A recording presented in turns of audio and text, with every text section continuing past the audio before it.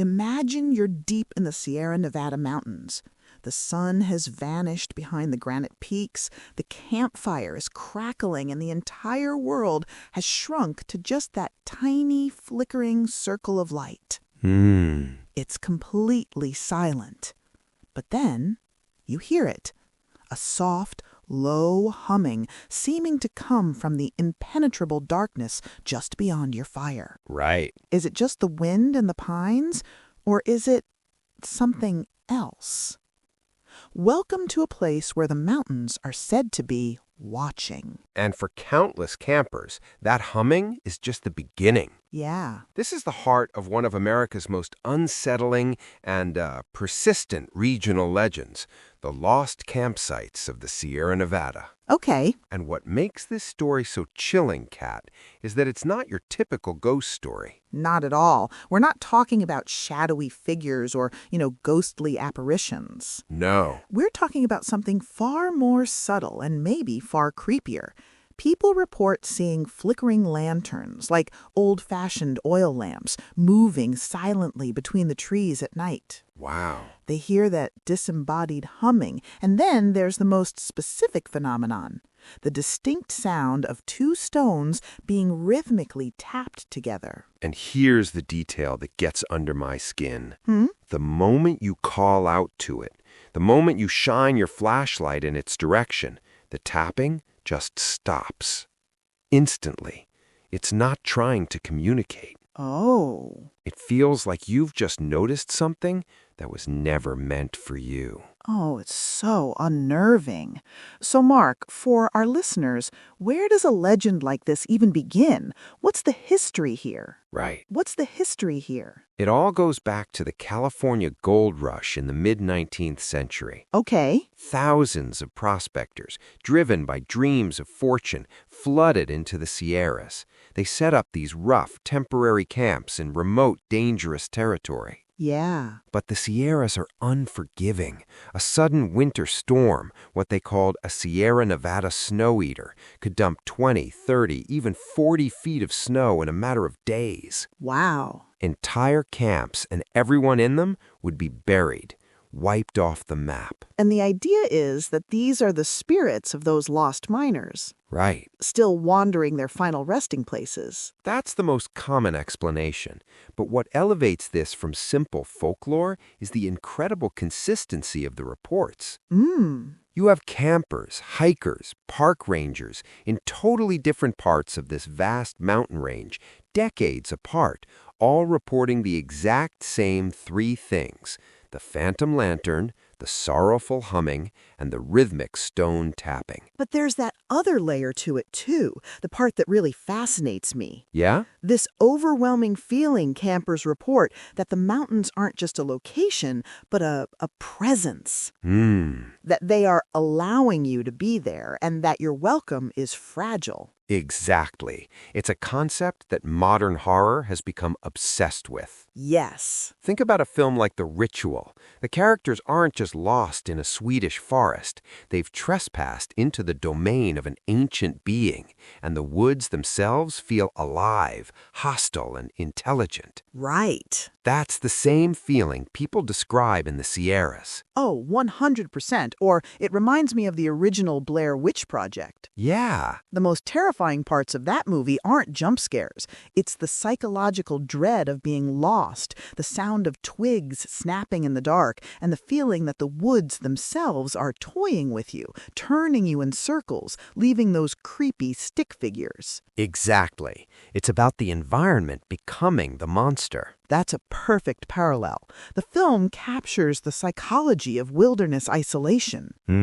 When you're that alone, your senses are heightened. Your brain starts trying to find patterns in the chaos of nature, a voice in the wind, a face in the tree bark. Okay. The question is, are thousands of people over 150 years all experiencing the exact same psychological trick? That's the million-dollar question, isn't it? Yeah. Which I guess brings us to the theories. If we assume it's not just our minds playing tricks, What could it be? What does the world of the supernatural say? Well, from a paranormal perspective, you have a few fascinating possibilities.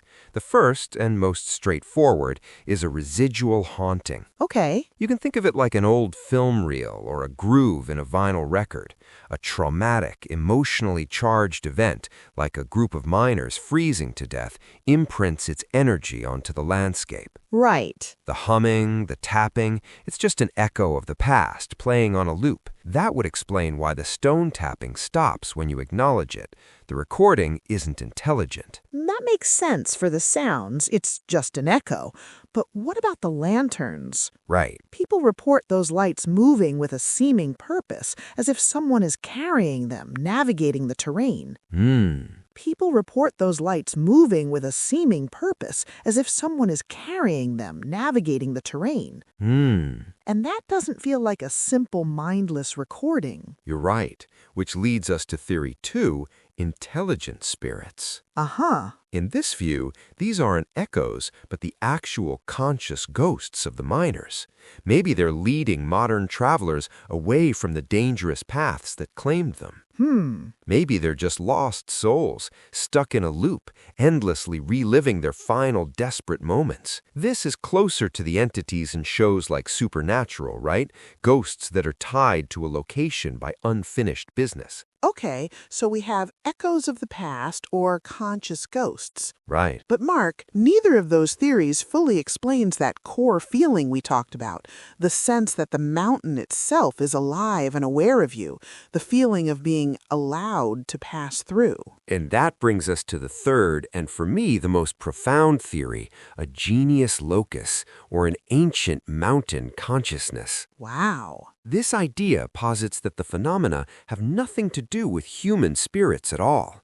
They are manifestations of a vast, non-human intelligence, the spirit of the place itself. Whoa. It was there long before the miners, and it will be there long after we're gone. It's not good or evil, it's just other. That is genuinely terrifying. Right? The idea that we are just ants scurrying across the back of something ancient, vast, and aware. It's just like the Toonbach from the AMC show The Terror. Oh, great example. That creature wasn't just a random monster. It was a spirit of the land, an enforcer of its rules that the Franklin expedition had trespassed upon. The true horror came from the Arctic environment being an extension of its will. Precisely. The land itself was the true antagonist. Yeah. And when you're in the Sierras, surrounded by that immense raw power, is it really so far-fetched to imagine it might have a will of its own? In this theory, the stone tapping could be its heartbeat, the humming, its breath, the lanterns, its eyes watching you pass. Wow, that completely reframes the entire legend, doesn't it? Totally. It stops being a ghost story about people and becomes a story about the ancient, untamable power of nature itself. It really makes you think about our real place in the world. It does, and maybe that's why the legend persists. Right. It's not just a spooky campfire tale. It's a story that touches on a deep, primal fear, the fear of being small and powerless in the face of something immense, ancient, and utterly indifferent to us. So the next time you find yourself alone in the deep wilderness and you hear a sound you can't quite place, or see a light you can't explain, it's worth stopping to listen. Could it be the final, lonely echoes of the past? Or are you feeling the gaze of the ancient present? Now, here's a question we'd like you to think about. Ooh, good one. Here's a question we'd like you to think about. If you knew a place was watching you, would you feel safer because you weren't truly alone, or more terrified because you were a guest in a home that